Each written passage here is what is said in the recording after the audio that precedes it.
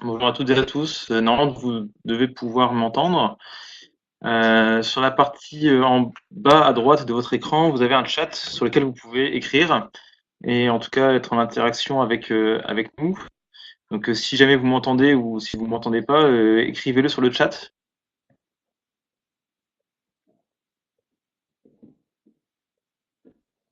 Je vois qu'il y a des gens qui écrivent, donc ça a l'air de, vous avez au moins l'air de m'entendre. Super, très bien. On est 14 en ce moment en ligne sur 38 inscrits, donc 50%. Donc on va attendre encore quelques minutes le temps que tout le monde se connecte. Et puis ensuite on va enchaîner, sur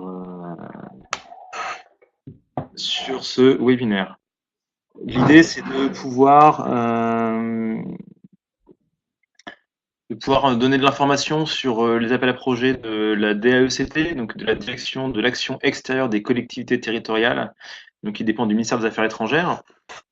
Donc on va voilà, donner pas mal d'infos. Juste pour information,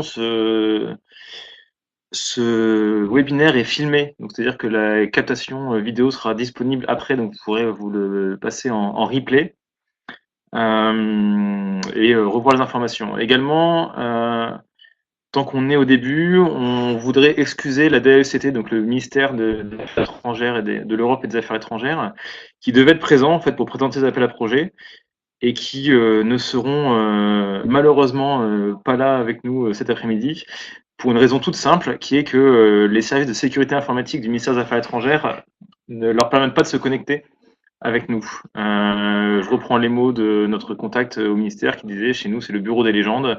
On a voilà, donc on a essayé de regarder un petit peu et malheureusement l'accès à ce site-là leur est interdit pour éviter bien sûr toute infiltration étrangère dans les affaires de la France. Voilà, donc c'est pour ça. Alors, pour commencer, on avait quelques petites questions à vous poser pour savoir un petit peu qui vous êtes. On aimerait savoir si vous représentez ici une ville, une intercommunalité, un département, un conseil régional ou autre. Et donc, voilà, je vous laisse nous dire un petit peu qui vous êtes. Alors, vous allez voir, il y a plusieurs questions qui vous sont posées, savoir un petit peu d'où vous venez. Est-ce que vous êtes familier du sujet qui nous concerne aujourd'hui? Donc, je vous laisse répondre. Voilà, on a une personne qui a terminé toutes les réponses. Voilà, je vous laisse un peu nous dire qui vous êtes, comme ça nous permettra aussi d'affiner notre présentation pendant l'après-midi.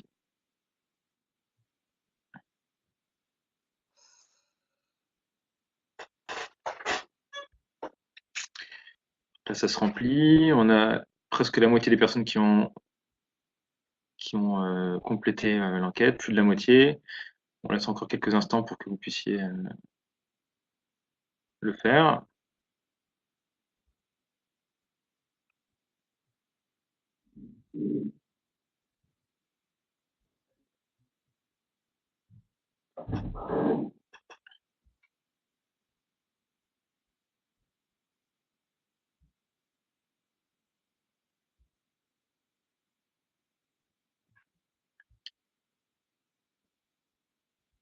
Donc entre-temps, on est 22 personnes sur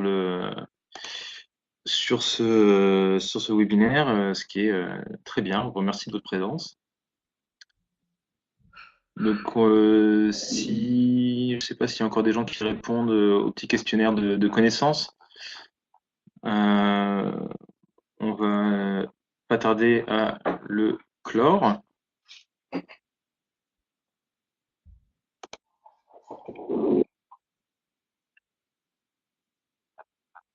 Ok, je vais clore le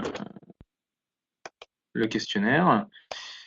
Donc normalement, vous devez pouvoir voir les résultats. Donc, on est à peu près 40 personnes ici qui représentent une ville ou une intercommunalité.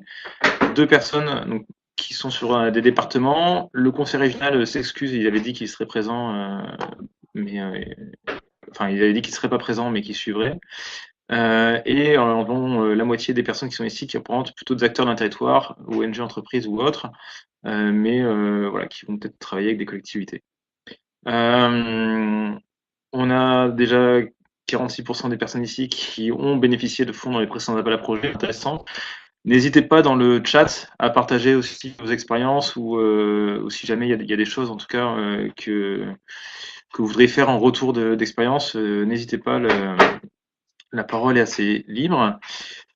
Dans le d'où venez-vous, donc on a des gens sur quasiment tous les départements sauf la Somme, plus pas mal de personnes qui sont d'autres régions. Alors, je ne l'ai pas dit, donc nous on est lien de coopération en Hauts-de-France. On travaille avec France Volontaire aussi sur la région. On va parler de ce qui se passe dans Hauts-de-France. Pour autant, on a voulu ouvrir à des collègues d'autres régions parce qu'il y a des informations qui vont être communes à toutes les régions déjà et qu'en tout cas, ça me semble intéressant de pouvoir ouvrir ce qu'on fait à d'autres personnes. Et est-ce que vous considérez comme familier des questions de coopération décentralisée? 75% oui, 25% non. Du coup, je pense aux personnes qui ont répondu non à cette question. N'hésitez pas, si il y a des choses que vous ne comprenez pas dans le chat, à poser des questions. Il y aura des temps de questions-réponses qu'on va mettre en place aussi pour répondre plus précisément, mais n'hésitez pas à dire si on va trop vite ou si il y a des choses que vous ne maîtrisez pas forcément. Donc pour rappel, pour toutes les nouvelles personnes qui viennent de nous rejoindre, hein, vous avez le chat où vous pouvez en bas à droite où vous pouvez taper des messages et interagir avec nous tout au long de la présentation qu'on va faire. Alors, donc je disais, l'objectif c'est de pouvoir donner de l'information sur les appels à projets, le fonds de soutien à la coopération décentralisée sur 2018-2019. Il y a un ensemble d'appels à projets qui a été lancé par le ministère à destination des collectivités territoriales sur différents sujets. Ce qu'on va voir aujourd'hui, sur 1 heure, l'idée c'est de terminer avant 15 heures, ne pas passer toute l'après-midi devant les écrans à écouter un mec qui parle. Donc on va essayer de voir un petit peu les appels à projets de la DECT, dans quel contexte ça s'intègre, et les différents sujets qui peuvent y avoir. Donc il y a 6 appels qui ont été lancés ou qui vont être lancés sur l'année 2019. Et également, on va faire un point sur le dispositif d'accompagnement en région, donc qui on est, ce qui va se passer et comment vous pouvez être accompagné aussi par nous. Peut-être très rapidement pour se présenter, je peux laisser Lucie se présenter. Avec Oui, France bonjour à Volontaire. tous, merci d'être présent. Alors, il y a Clément qui dit je t'entends plus, mais ça vient peut-être de ma connexion. Ah oui, il faut regarder si la connexion internet est bonne. Il y a de l'écho, oui, en effet, il y a de l'écho, même pour moi, je suis désolée. Ah, et là, est-ce que vous m'entendez? Donc, je vais essayer de mettre plus fort. Donc là, je sais pas si ça va mieux. J'espère. Il y a de l'écho, en effet. Un peu, ça va un peu mieux. Donc, oui, bonjour à tous, merci d'être présents à ce webinaire qui va vous présenter les différents types d'accompagnement de la DAECT et pour ouvrir vos coopérations décentralisées et porter des projets. Nous, France Volontaire, on a un opérateur du ministère de l'Europe et des Affaires étrangères. Notre siège est à Ivry-sur-Seine, on est présent dans 23 pays au monde, hein, si vous ne connaissez pas, et on a des antennes sur différentes régions de France. Moi, personnellement, je suis sur la Normandie, le Nord et l'Est. Voilà, et on accompagne tout type de structures, les collectivités territoriales, etc., à mettre en place des projets de volontariat international, de tout type de volontariat. Ça peut être du volontariat d'initiation, type le service civique. Et sinon, du volontariat de compétences comme le VSI. Voilà. Ok, merci. Peut-être s'il fait des prises d'intervention, essaye de couper le son pour éviter l'écho. C'est peut-être une boucle. En tout cas, j'espère que vous m'entendez aussi bien, moi. Alors, donc nous, on est Liane Coopération. Liane Coopération, on est le réseau régional multi-acteurs de la coopération. en Haute-France. Donc, réseau, ça, on voit à peu près ce que ça peut être. Régional, on est sur la couverture Hauts-de-France. Multi-acteurs, on rassemble à la fois dans les projets et dans la gouvernance des collectivités, des associations, des entreprises, des acteurs éducatifs ou autres. Et au sein d'une coopération, je travaille notamment sur les questions de coopération décentralisée. On a des dynamiques particulières en ce moment sur les questions de mobilité des jeunes, d'accès à l'énergie, d'accès à l'eau, d'agriculture, d'alimentation. C'est des sujets sur lesquels on développe un peu d'expertise et on a de l'animation de réseau. On a aussi de l'animation de réseau plutôt géographique, des événements de rencontres. Donc voilà, pour ceux qui ne connaissent pas forcément bien un lien de coopération, n'hésitez pas à nous contacter pour se rencontrer, pour pouvoir voir en quoi on pourrait être intéressant pour vos projets. Euh, pour avancer un petit peu, un bref rappel sur l'action extérieure des collectivités territoriales françaises, ce qui est l'intitulé général. De manière générale, il est tout à fait, il y a un cadre réglementaire sur la coopération internationale, notamment la loi de Thiollière qui dit que pour toute collectivité ou groupement de collectivités, de principe, il y a une compétence internationale. Donc, toutes les collectivités peuvent avoir une action dans le cadre d'un partenariat avec une collectivité étrangère. Ça n'a pas toujours été le cas, mais depuis plusieurs années, c'est vraiment rentré dans la loi et dans le Code général des collectivités. Il y a également un autre instrument législatif qui est intéressant, c'est ce qu'on appelle la loi Oudin-Santini, qui a mis en place la possibilité pour des collectivités de placer 1% de leur budget eau dans des actions de développement international sur l'eau, qui s'est étendu par la suite au domaine de l'énergie, au domaine de la gestion des déchets. Ce qui permet aussi à des collectivités de pouvoir développer une action internationale dans leur domaine de compétences. Rapidement, donc l'État, au niveau de l'État, il y a une direction qui s'appelle la DAECT, donc Direction de l'action extérieure des collectivités territoriales, qui a pour principale mission de pouvoir soutenir la mise en œuvre de ces lois. Elle les soutient de différentes manières, notamment par des appels à projets, par la mise en place d'une commission nationale qui rassemble des collectivités coopérantes internationales, par de l'appui ponctuel, et également via les réseaux régionaux multi-acteurs ou via France Volontaire sur ce type d'action. C'est pour ça qu'on est là et c'est pour ça qu'on organise ce séminaire aujourd'hui. Cette direction, elle sort plusieurs appels annuellement, donc des appels à projets, ce qu'on va voir aujourd'hui. Elle essaie de travailler en complémentarité avec l'Agence française de développement, l'AFD, mais également avec différents dispositifs européens ou d'autres instruments. Si jamais les personnes sont intéressées pour en savoir plus, on peut sans problème vous donner plus d'informations. Très rapidement sur les Hauts-de-France, si on prend l'atlas de la coopération, c'est 395 collectivités territoriales qui sont engagées dans des actions internationales, avec 263 partenaires à l'étranger, sur 312 projets et 75 pays.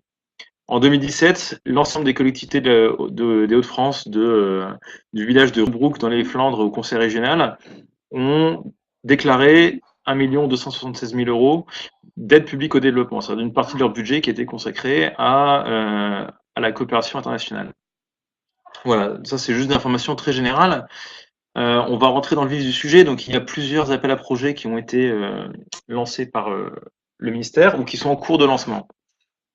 Le calendrier est disponible sur le site du ministère. Certains appels à projets sont lancés, certains vont l'être dans les jours à venir ou sur le début de l'année 2019. Aujourd'hui, on va vous donner les informations qu'on a déjà et puis on va essayer de voir aussi recueillir vos questions pour faire en sorte d'y répondre avant, en tout cas, la fin des périodes d'appel à projet. Le premier dont on va parler, c'est l'appel à projet généraliste.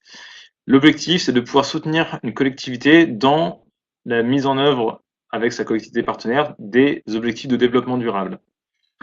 Donc, les objectifs de développement durable, c'est un cadre de l'ONU qui a été adopté, qui donne une orientation mondiale sur les politiques de développement tant au nord qu'au sud. Cet appel à projet généraliste peut soutenir tout type de projet de coopération entre collectivités. Il y a quand même des thématiques prioritaires qui ont été définies. Je vous les mentionne rapidement. La première, c'est tout ce qui est climat-environnement, ce qui peut être autant la gestion de l'eau, les énergies renouvelables, les déchets, la biodiversité, la gestion côtière. En tout cas, il y a différentes manières de travailler sur les questions climatiques et d'environnement. Ça peut être les questions d'inclusion sociale et économique, le lien avec les acteurs sociaux, le travail avec des personnes vulnérables, la lutte contre les discriminations hommes-femmes. Voilà, donc il y a un ensemble de sujets qui peuvent être abordés. Les questions de gouvernance et de services publics. Comment on travaille les transports en commun, comment on travaille la maintenance d'une ville, comment on travaille le cadre démocratique d'une ville, d'un département ou autre, les questions de culture, de patrimoine, de tourisme, la question de la francophonie dans les politiques locales, les questions de coopération transfrontalière et de coopération économique. Donc, il y a pas, il y a une liste de pays qui sont ciblés pour ça. Il peut autant y avoir des pays européens. Donc, j'ai regardé pour ce qui est, par exemple, le pays transfrontalier, la Belgique et fait partie des pays éligibles si on travaille en transfrontalier avec sur la mise en place de voies de communication, sur un cadre de gouvernance locale franco-belge par exemple ou autre. Les questions de climat-environnement, juste pour donner un petit exemple, on peut avoir la ville de Lille qui a mis en place un projet autour du biogaz dans sa ville jumelle de Saint-Louis au Sénégal, avec une ONG locale qui d'ailleurs est inscrite aujourd'hui, je ne sais pas s'ils sont là. Donc voilà, ça peut être des projets différents. Il y a différents critères positifs. Je vais revenir derrière parce que je les ai mentionnés ici, mais ils sont communs à l'ensemble des appels à projets. Et des critères négatif, l'idée n'étant pas de subventionner le fonctionnement d'une communauté territoriale partenaire, son budget général. L'idée, c'est pas de faire que des frais de logistique, que ne pas financer que de l'envoi de conteneurs, de matériel ou autre, et de pas forcément contribuer soit à d'autres fonds. Par exemple, si la ville a un fonds de subvention des associations, l'idée, c'est pas juste que ça vienne alimenter ce fonds-là de manière générale, soit pas non plus de projet culturel ponctuel. L'idée, c'est pas de faire une rencontre et c'est tout. Donc, l'idée de cet appel à projet, c'est vraiment de vous faire travailler en partenariat avec une collectivité partenaire sur des sujets d'intérêt général. C'est un appel à projet qui est annuel, donc il est renouvelé tous les ans, comme son nom l'indique. Il y a un appel à projet dit trial qui est exactement le même, mais qui permet de pouvoir travailler sur 3 ans des différents projets. Voilà, donc ça c'est si jamais vous voulez vous projeter plutôt dans le long terme, c'est cet appel à projet ci. Il y a l'appel à projet S5, je vais peut-être laisser Lucie en parler. Ouais, merci. Comme tout à l'heure, je vais voir. Dites-moi si vous m'entendez bien ou pas. Je sais pas là si vous pouvez me dire, comme ça au moins. Alors, Ah non. alors, et là, c'est mieux? Bon, d'accord, c'est pas mieux. Pour moi c'est mieux. Pour toi, c'était mieux, bizarre? Je coupais le son? Voilà, je vais couper le son. Je sais pas si c'est mieux comme ça. Bon, alors, ok. Du coup, oui, en effet, il y a un appel à projet Jeunesse 5. Comme son nom l'indique, c'est le cinquième appel à projet porté sur la jeunesse par la DAECT. Donc, cette fois-ci, il y a une petite innovation qui est le volet 2, éducation de base. Mais comme pour les précédents appels à projets, en fait, il y a un gros pan volontariat, engagement des jeunes à l'international.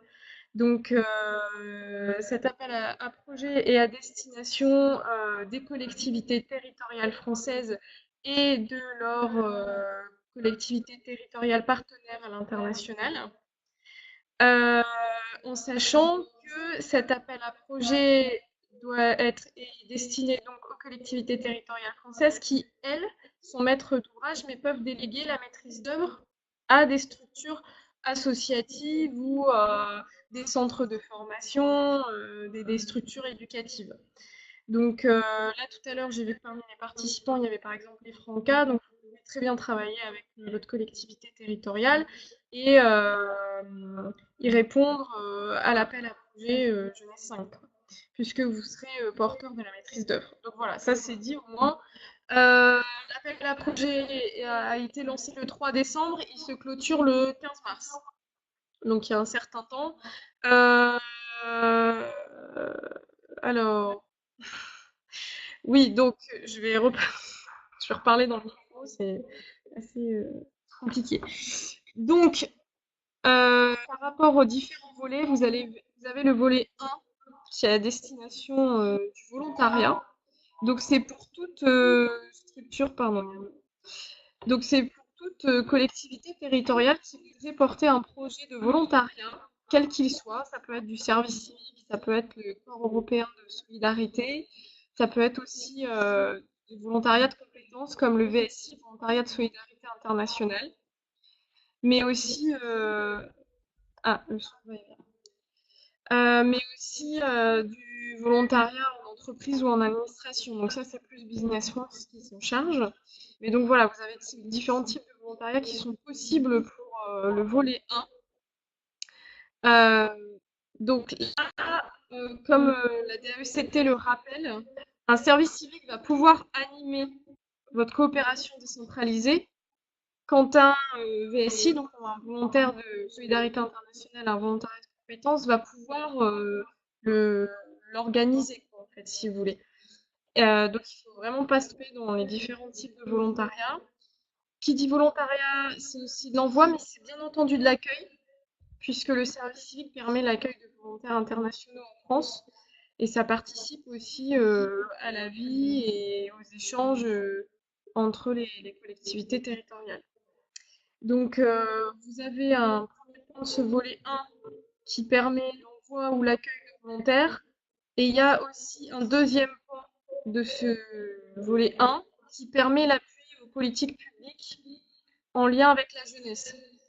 Donc, typiquement, c'est par exemple, vous avez des conseils municipaux des jeunes, vous voulez en créer un auprès de vos partenaires, vous voulez réfléchir aussi à des structures, à la mise en place de structures qui amènerait la parole des jeunes, qui dynamiserait le lien avec la jeunesse, bah, ça peut être proposé dans ce volet. Voilà, ensuite on a un volet 2, éducation de base. Donc là, on est vraiment sur l'appui à l'élaboration de politiques publiques. Donc ça, sélection autour du ramassage scolaire, les cantines, etc.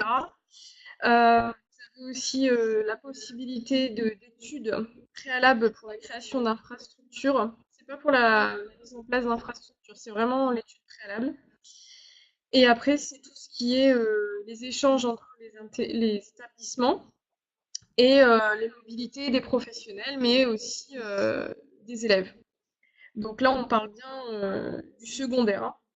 Donc c'est bien dans une mobilité qui inclut un projet pédagogique derrière. Voilà. Donc ça, c'est tout le pan éducation de base, en sachant que, par exemple, on peut très bien répondre aux différents volets. Je ne sais pas si vous êtes là aujourd'hui, mais la ville d'Arras, par exemple, avait accueilli un volontaire haïtien dans le cadre de sa coopération avec Limonade. Euh, les deux volontaires, pardon, d'abord il y a eu Ramsès, ensuite Louvenson, intervenaient lors des temps périscolaires dans les écoles. On aurait très bien pu penser à une mobilité en plus des élèves de l'école, non pas forcément vers Haïti puisque c'est assez loin, mais vers leur coopération en Allemagne, avec un échange d'un autre volontaire allemand. Enfin voilà, on aurait pu penser à tout ça. Donc vous pouvez vraiment répondre aux trois volets. Donc le dernier volet, c'est formation professionnelle. Donc là, on est encore sur l'appui à l'élaboration de politiques publiques de formation professionnelle. Donc c'est savoir comment travailler avec les partenaires sociaux, les acteurs du territoire pour que les formations soient enrichies pour répondre aux besoins des territoires. Il y a aussi la structuration de l'offre. Ce volet aussi permet de financer de la mobilité d'apprentis ou de jeunes en formation professionnelle. Donc c'est une mobilité de 15 jours. C'est ce qu'avait fait la ville de Seclin. Je crois que vous êtes là aujourd'hui. Mais bien sûr aussi ce volet permet le financement de déplacements de professionnels pour améliorer les pratiques pédagogiques, pour échanger dessus, etc. Alors attention, ce volet 3 permet de financer la mobilité des jeunes euh, apprentis ou en formation professionnelle, quand ils le sont, et aussi un an après leur diplôme, quoi, la fin de leur étude. Donc voilà, les jeunes peuvent ne plus être en formation professionnelle, mais bénéficier d'une mobilité de la collectivité territoriale parce qu'elle aurait répondu à l'appel à projet jeunesse 5. Donc voilà. Euh, Comme je vous l'ai dit tout à l'heure, il y a des choses importantes comme la maîtrise d'œuvre qui peut être déléguée à des structures tiers par la collectivité territoriale. Bien sûr, la collectivité territoriale garde la maîtrise d'ouvrage, hein, c'est vraiment elle qui décide et qui fait vivre le projet avec sa collectivité partenaire. Vous pouvez répondre en même temps aux 3 projets, il n'y a aucun souci. Euh, le montant du cofinancement est de 50% maximum parce qu'à chaque fois, vous avez des points de bonification. Donc, par exemple, si vous êtes dans la promotion de la francophonie, vous avez 5 points de plus. Enfin, ça, on reviendra dessus tout à l'heure. Sur l'éducation, le développement et la solidarité internationale, si votre projet promeut ceci, il y a 5 points de plus. La réciprocité, donc l'accueil de volontaires ou de jeunes aussi internationaux, c'est 5 points de plus. Donc voilà, en fait, vous pouvez très vite monter aux 50% de votre budget. Donc je vais pas tout déflorer parce que je sais que Nizar a préparé le reste, mais voilà, sur 50% du projet, vous pouvez valoriser quand même 30% du temps de travail, etc. Donc il y a la possibilité d'avoir des projets à moindre coût et qui surtout font vraiment vivre vos coopérations décentralisées et autour de la jeunesse. Voilà. Ouais. Hum, Alors, le autre appel à projet qui est en train d'être mis en place, qui lui est issu d'un accord de partenariat entre le ministère des Affaires étrangères et le ministère de l'Agriculture, c'est le projet agriculture durable. Il y a un focus qui est mis particulièrement sur cette thématique-là, particulièrement, mais pas que, sur la zone du Sahel. Donc, toutes les collectivités qui vont appartenir avec le Burkina Faso, avec le Mali, le Niger, le Tchad ou la Mauritanie. Mais c'est pas du tout exclusif, hein, je le précise. Mais il y a des priorités là-dessus, avec l'idée de pouvoir accompagner les collectivités territoriales au nord, au sud, dans la question de ah, on m'entend pas. Ouais, normalement ça fonctionne, ça n'a pas changé depuis tout à l'heure.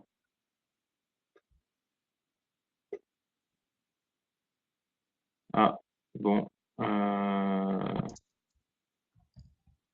bon, après, peut-être que Céline va devoir se reconnecter. Je lui écris rapidement, hein. Hop, hop, peut-être se reconnecter. Hop.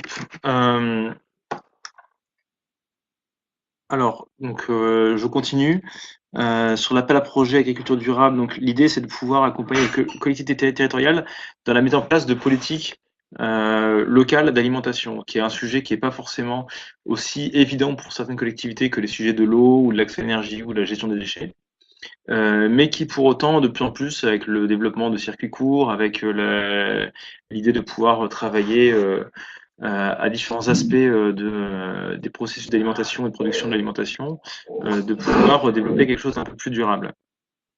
Notamment, je le répète, en Afrique où où il y a des gros enjeux.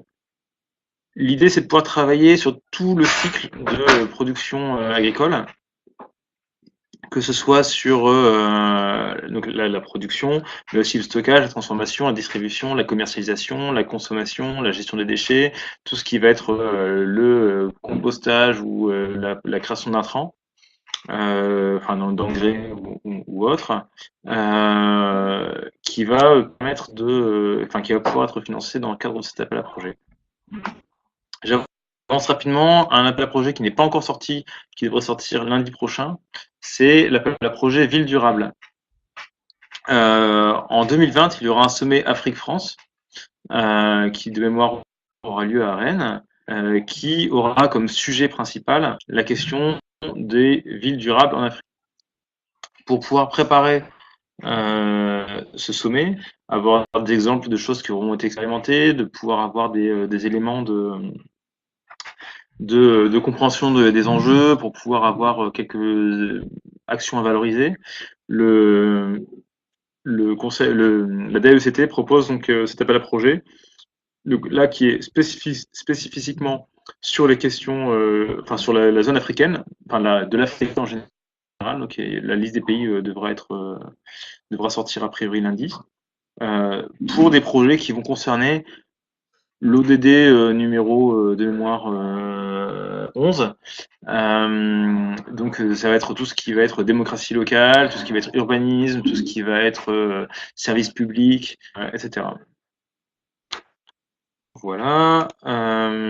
Et enfin, il y a des appels à projets dits bilatéraux avec plusieurs pays, donc le Liban, la Palestine, la Tunisie, le Maroc, le Sénégal, le Mexique.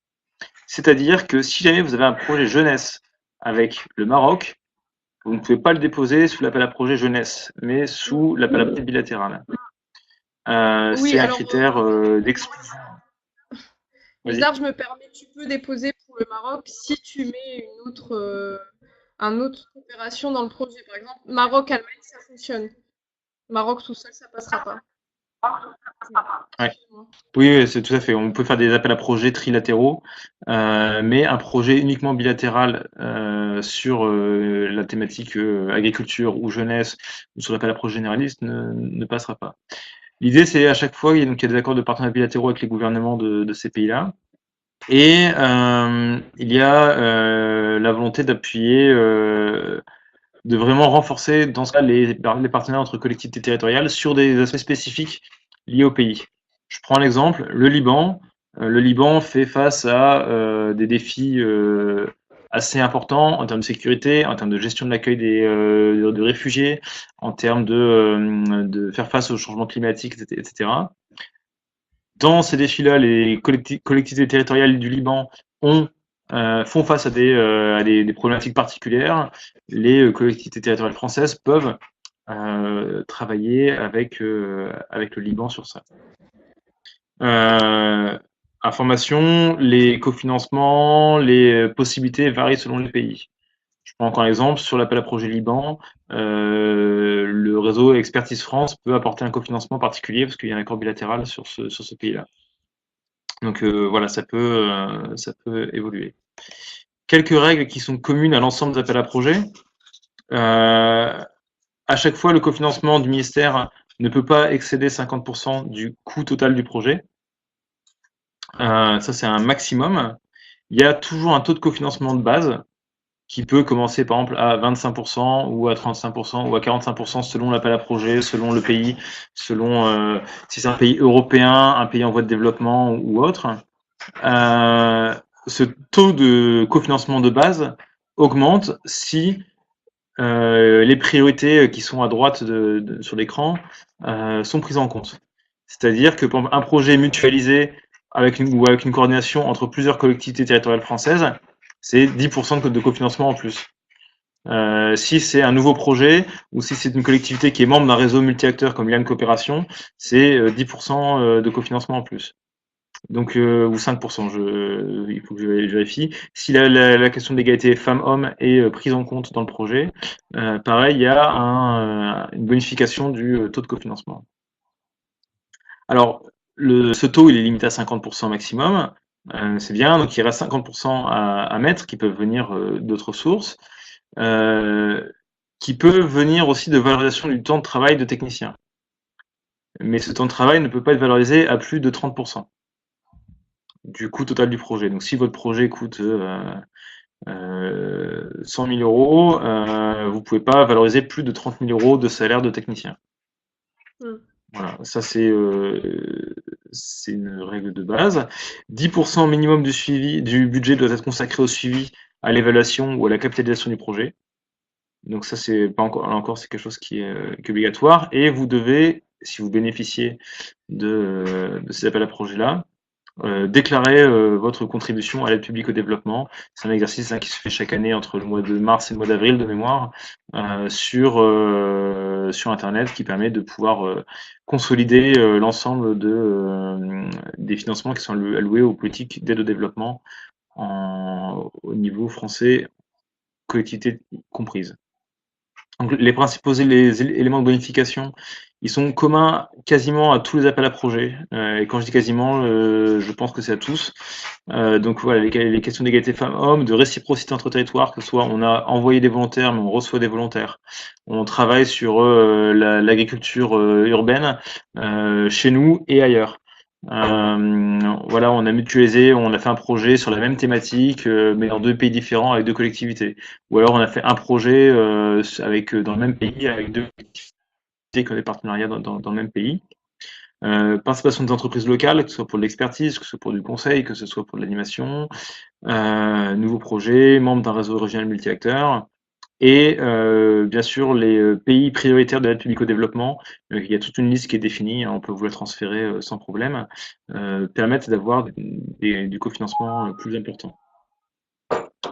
Voilà, alors on arrive à la fin de première partie de présentation.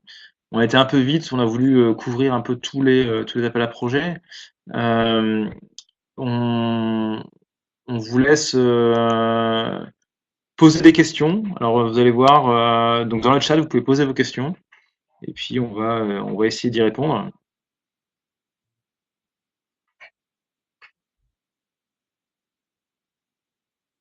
Si vous en avez, bien sûr. Il faut qu'il y ait des gens qui écrivent.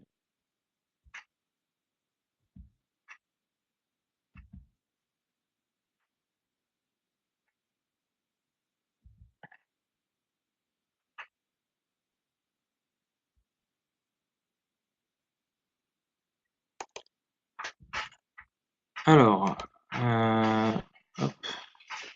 Lisa? Oui. Ah ouais, vous m'entendez encore, mais tout est bloqué, donc si vous avez des questions, si je peux me les relayer. Alors, hop. Donc, tac. Je prends les questions.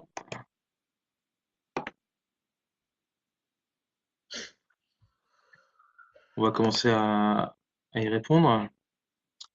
Hop. Ah, attends. Qu'est-ce que tu fais Hop, voilà. Donc, on a Sébastien Rotz qui dit quand vous dites toute la filière dans son ensemble sur la grille durable, est-ce obligatoire? Non, c'est pas obligatoire. C'est juste que donc, le ministère a fait un petit schéma qui est un peu circulaire qui dit voilà, quand on dit agriculture durable, on n'est pas forcément que sur la gestion des champs. On peut être aussi sur la transformation alimentaire. On peut être aussi sur le stockage. C'est pas obligatoire. Par contre, ce qui est obligatoire, c'est de le penser dans un contexte global. Mm. Une des problématiques qu'on a régulièrement sur des projets dans le domaine de l'agriculture, c'est de se dire, tiens, on a des gens qui ont développé, je sais pas, du maraîchage communautaire ou une coopérative. C'est super, ils ont des super techniques, mais ils n'arrivent pas à vendre leurs produits. Et parce que ça n'a pas été assez pris en compte.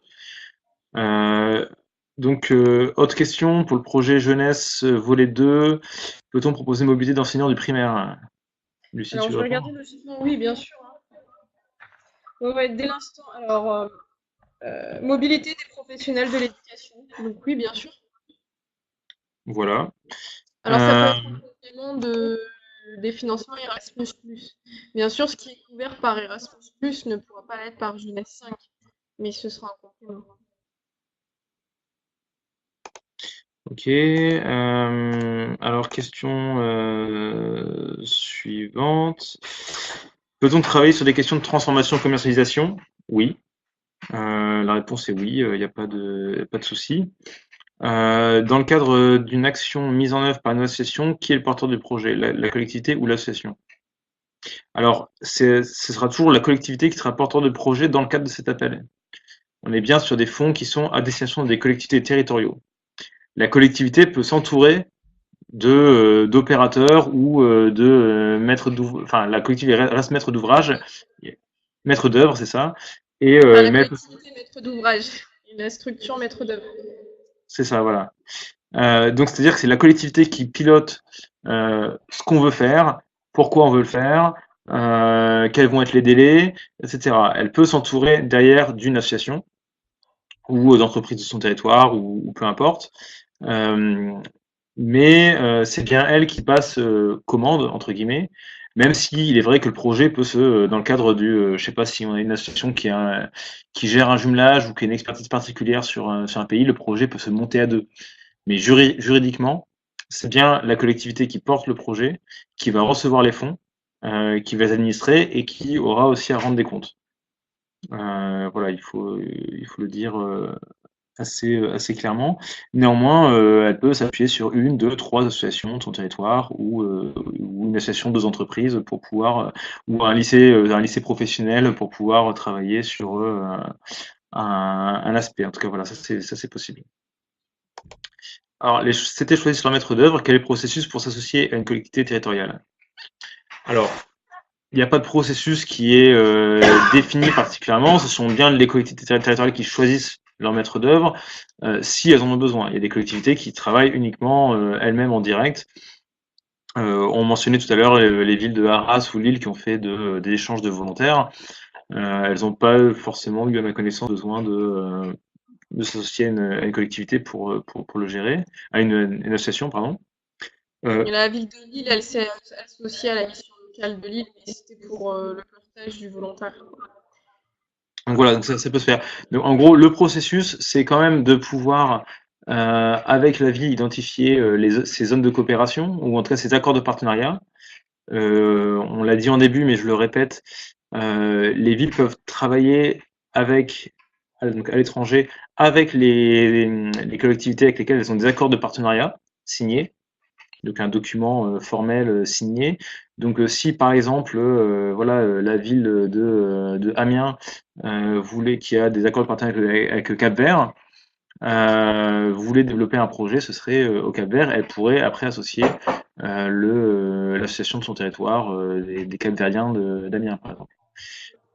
Donc autre chose qui est possible, si vous avez déjà un travail, par exemple si vous êtes une association qui travaille dans le domaine de l'eau et de l'assainissement, que vous travaillez déjà avec une collectivité, que cette collectivité n'était pas inscrite aujourd'hui au séminaire parce qu'ils n'ont pas eu le temps, parce qu'ils n'étaient pas disponibles, parce qu'ils n'ont pas vu passer l'information, vous pouvez aussi aller toquer à leur porte en disant hey, on travaille déjà ensemble, on fait déjà des choses avec votre ville partenaire ou avec votre département partenaire, etc.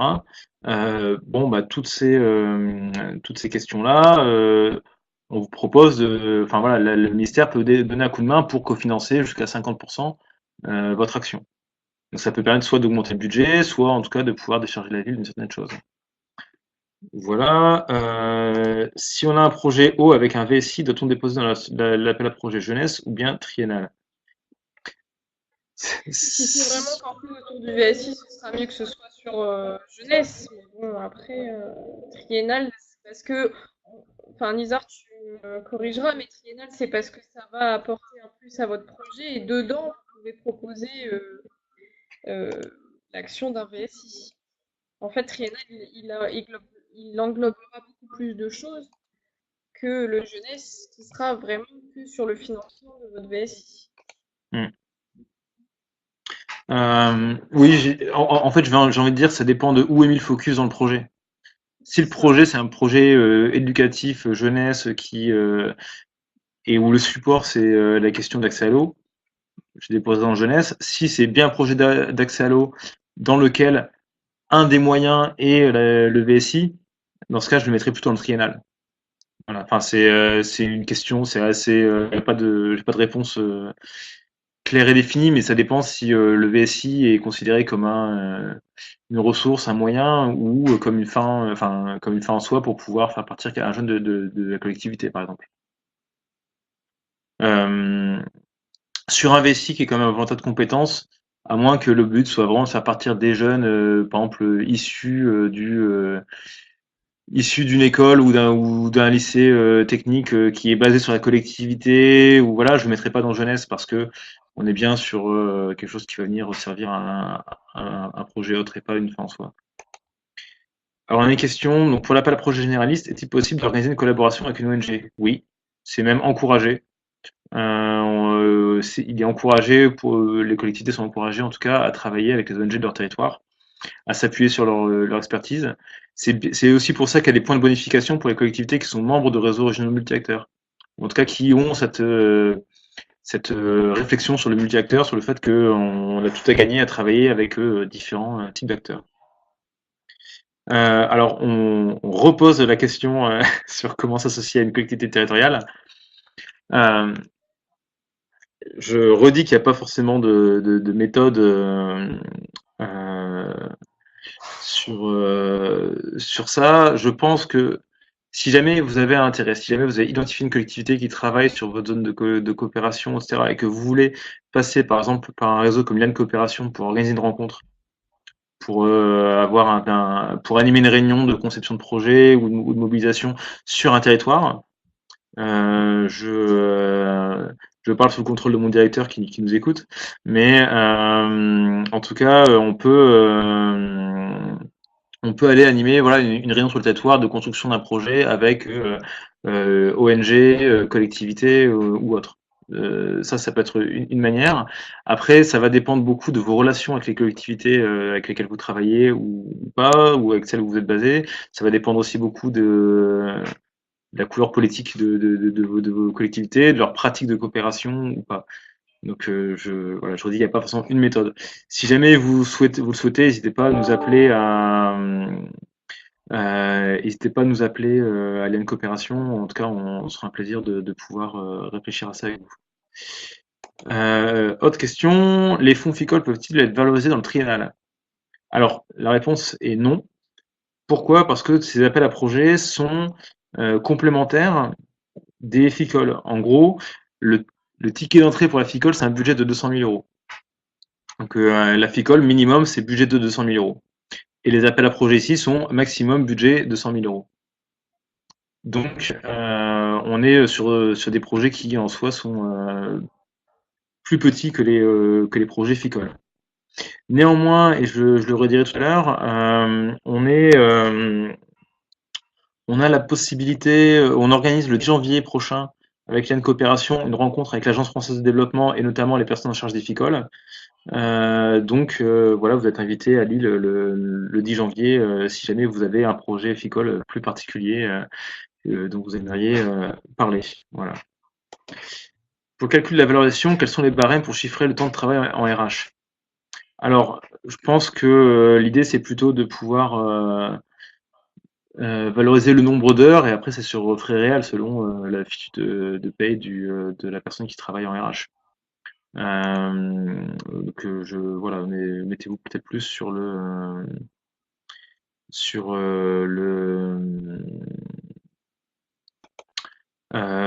sur le nombre d'heures passées plutôt que et après sur ce que ça coûte réellement quoi. De toute façon, il y a un rapport final à chaque fois qui est à fournir avec l'ensemble des pièces justificatives. Les appels à projets jeunesse concernent quelle tranche d'âge? Alors, ça dépend des volets de mémoire. Lucie, peut-être je te laisserai répondre là-dessus. Oui, logiquement, 16-30 ans quand on est sur le volet 1, parce qu'on s'est associé au dispositif, donc qui vont jusque 30 ans.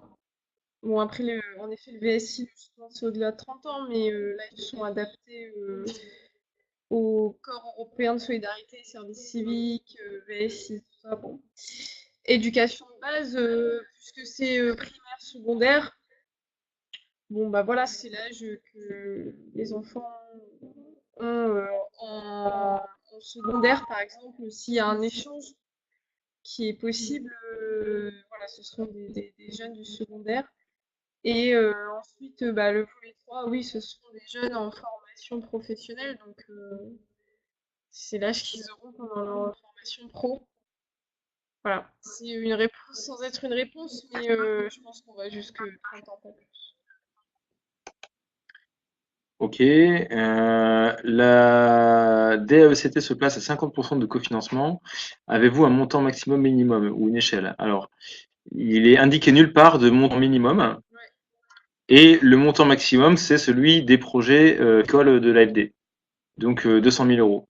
Ce qui me permet de répondre à la fois à cette question et à cette question. On est bien sur le montant du budget global du projet, annuel ou pas annuel.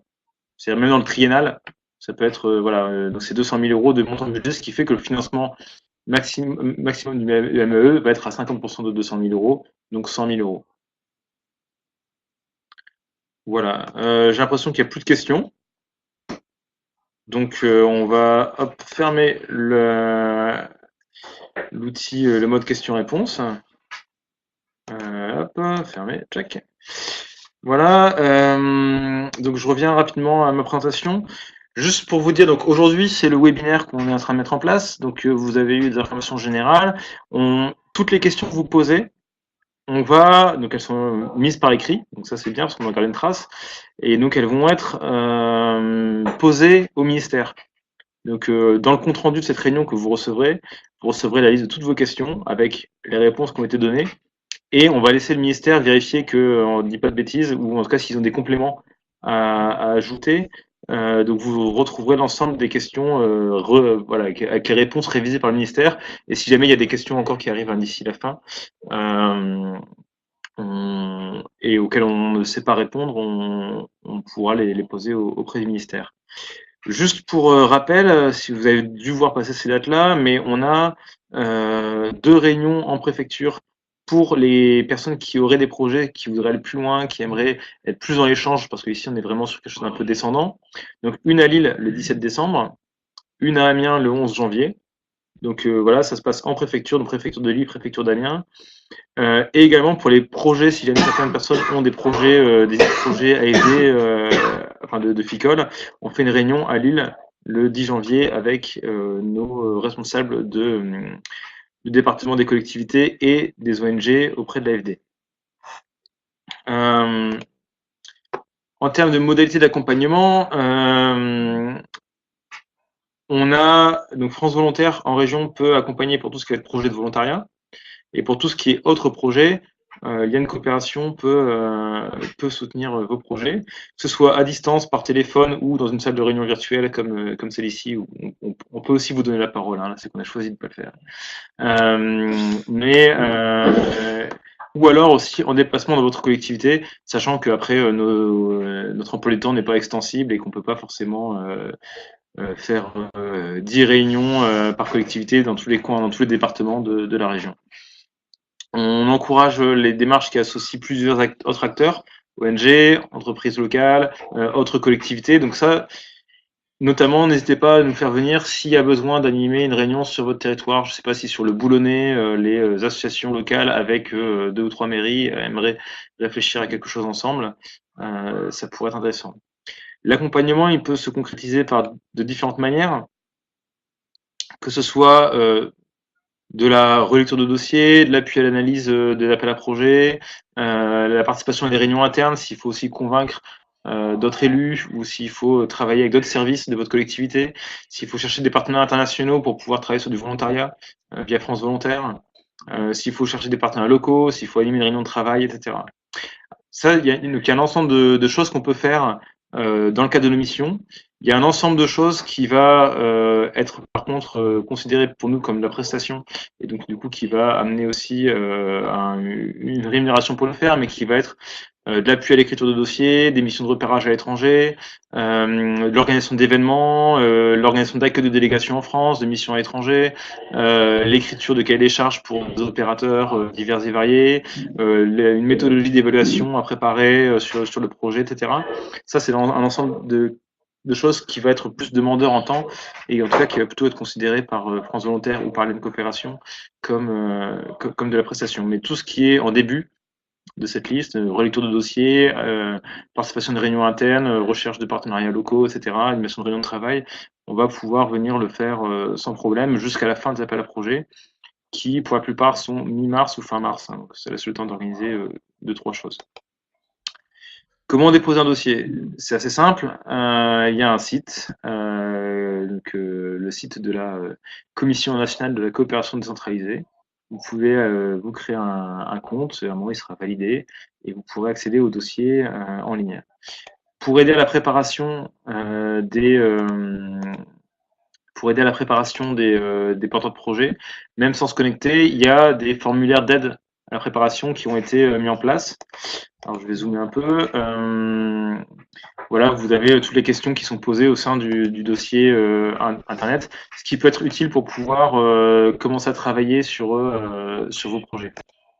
Voilà, donc vous pourrez voir un peu les questions, en quelle année a été signée la convention de partenariat, voilà, en 900 caractères, quels sont les résultats de votre projet espéré, quelles sont les actions à mettre en œuvre. À chaque fois, on est quand même sur des questions ou voilà, quel est le contexte en 30 lignes, quel est l'historique du partenariat en 30 lignes, quelles sont les innovations que vous comptez mettre en 10 lignes. Ça, c'est pas forcément évident, c'est un exercice de synthèse, mais en tout cas, voilà, il y a voilà, les différentes actions que vous voulez mettre en place, etc. Donc ça, c'est un petit peu le dossier de subvention, qui vont être les bénéficiaires, comment on va évaluer tout ça. Donc voilà, je reviens à ma présentation initiale. Voilà, il y a un guide pratique d'aide à la soumission de demande. Et là encore, on est à votre disposition pour pouvoir vous accompagner. Alors, on va faire une dernière petite enquête. Hop. Est-ce que vous pensez que votre collectivité va déposer un projet? Est-ce que vous avez déjà des idées de projet? Je vous laisse répondre un peu pour nous permettre d'avoir une idée.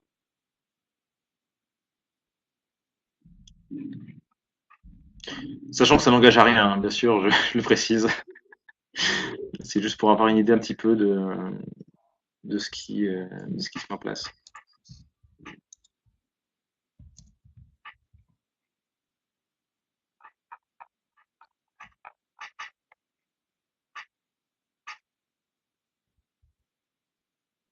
On est à 7 personnes sur 20 qui ont fini de remplir.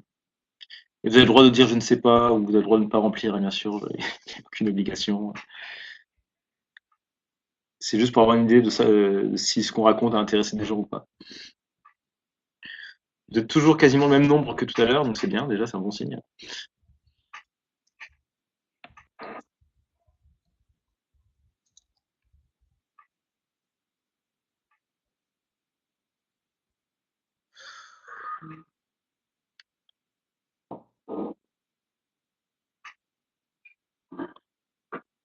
Ok.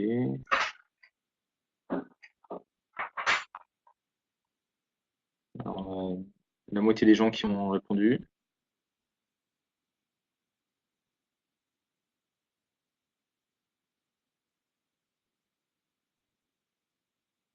Ah, attendez pour les remerciements, c'est pas encore terminé. Il y a un feu d'artifice qui va arriver, il y a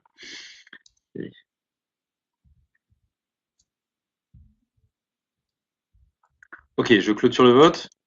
Maintenant, vous pouvez voir les résultats. Donc, on a beaucoup de gens qui se posent encore des questions pour savoir s'ils vont monter un projet, mais qui ont un intérêt assez équilibré sur les différents appels à projets. C'est intéressant. Avec un peu plus de jeunesse et de généralistes, mais bon, les autres ne sont pas très loin. Et des idées qui sont encore à construire. Et ça, c'est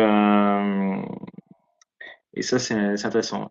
Merci Leslie de communiquer auprès des collectivités du Pas-de-Calais, c'est vraiment super. Dernière, dernière petite enquête. Est-ce que certains d'entre vous identifient des besoins en termes d'accompagnement? Je vous laisse nous dire si c'est le cas. Ah, on a le Pas-de-Calais qui est en force et qui communique sur le chat.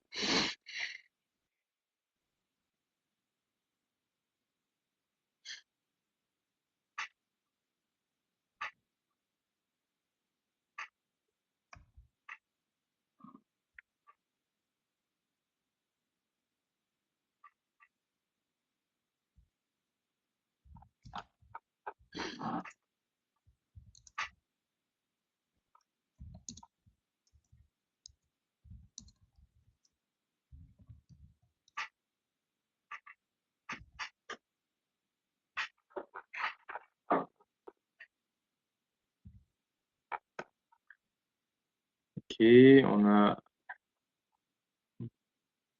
plusieurs personnes qui ont répondu, 5 personnes. Je laisse encore 30 secondes.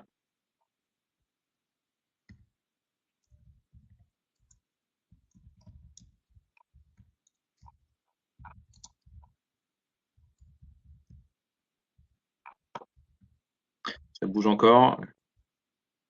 Donc pour information, je vois en temps réel combien de personnes répondent. Je vois pas qui, mais je vois combien de personnes répondent. Et je vois les votes en temps réel. Alors, hop, on va clôturer tout ça. Je clôture le sondage.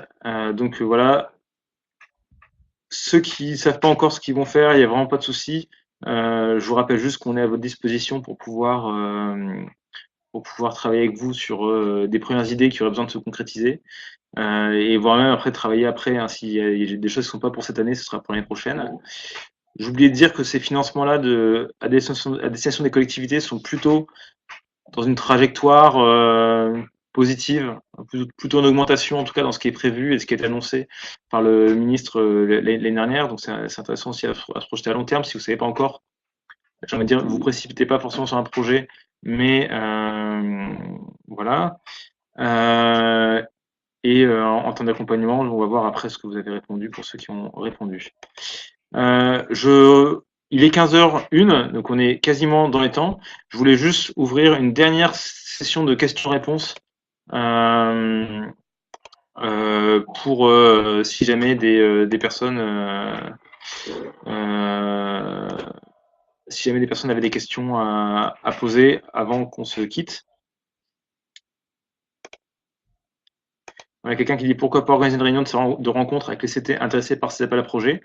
Oui, il y en a. C'est lundi matin en préfecture de Lille ou le 11 janvier à Amiens. Donc vous êtes tous les bienvenus sur ces réunions-là. Lundi matin, préfecture de Lille à 10h. Et pareil à 10h du matin, le 11 janvier à Amiens. Si vous avez reçu le mail pour cette réunion, non, vous avez reçu le mail pour ces réunions-là. Donc pour les gens qui ont envie d'aller plus loin, de se rencontrer, d'échanger entre eux et d'avoir quelque chose de moins descendant, n'hésitez pas. Voilà. Ok, a priori il n'y a pas d'autres questions, donc je vais faire le mode questions-réponses. Écoutez, c'était la première fois qu'on utilisait ce binaire de cette manière-là. Et j'ai l'impression qu'il y a de l'écho qui arrive, c'est la fin. Ouais. Bon, voilà, et en tout cas, n'hésitez pas à nous dire rapidement dans les chats si c'était intéressant, si c'est un outil qu'il faudrait qu'on garde, si c'est quelque chose à refaire en tout cas, il n'y a pas de souci. L'ensemble du webinaire était enregistré, donc on vous enverra tous le lien sur la vidéo qui a été capté. Donc n'ont été captés bien sûr pas vos messages, mais que l'écran central et les vidéos de Lucie et moi. Ça va être sur YouTube, sur la chaîne YouTube de Liane Coopération d'ici quelques heures. Donc voilà. En tout cas, merci pour votre participation. Un très bel outil. Nous, on va vraiment le réutiliser, améliorer, etc. N'hésitez pas à en parler autour de vous. Si jamais vous avez des collectivités qui seraient intéressées, n'hésitez pas à leur proposer de nous rencontrer. On est vraiment à votre disposition pour faire en sorte qu'il y ait des projets intéressants pour vous, pour les habitants de votre territoire, pour vos partenaires internationaux. Et merci. Et effectivement, c'était bien pour ceux qui habitent loin des grandes agglomérations. C'est bien pour ça qu'on le faisait. Voilà, c'était bien pour vous. Donc voilà, on espère voir beaucoup de projets dans l'Aisne, beaucoup de projets dans l'Oise, beaucoup de projets dans la Somme, sur le littoral, etc. Sur toutes les personnes qui ne viennent pas aux réunions à Lille habituellement et pour qui on a voulu se doter de ce type d'outils. Voilà, voilà. À bientôt. Bonne journée.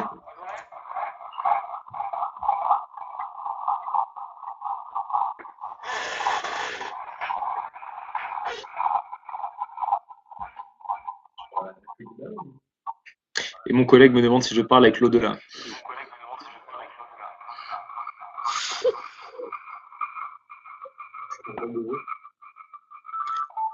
Alors attends, j'ai le téléphone qui sonne, donc je clôture le truc. Lucie, on s'appelle? Oui, allô? Oui?